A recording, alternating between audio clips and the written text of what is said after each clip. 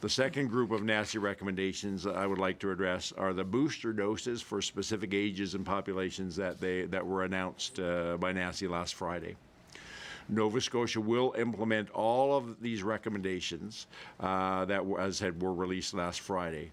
And these include booster dose intervals of 6 months after the primary series. So all of these people, it's important, people who are eligible for the boosters, that you have to wait at least 6 months from your second dose before you can get your booster dose. And that's important to remember when you soon will get the opportunity to go in and start to schedule your appointment.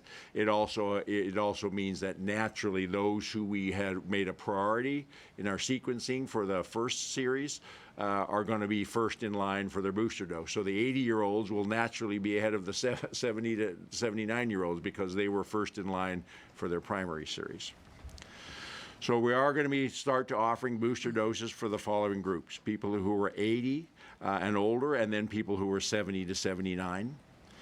Adult frontline healthcare workers who received their primary series less than 28 days apart.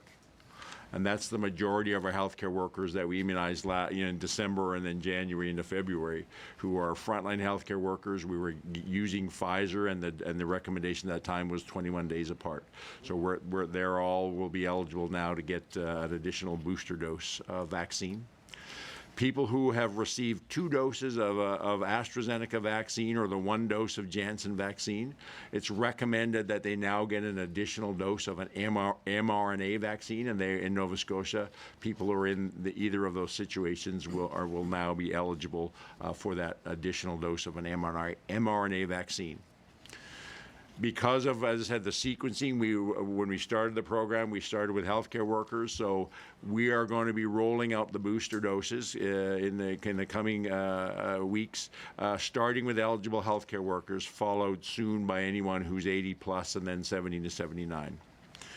And like we did with our first and second doses, we are already in discussions and working with our Indigenous and African Nova Scotian communities to determine the best way to roll out booster doses in those communities.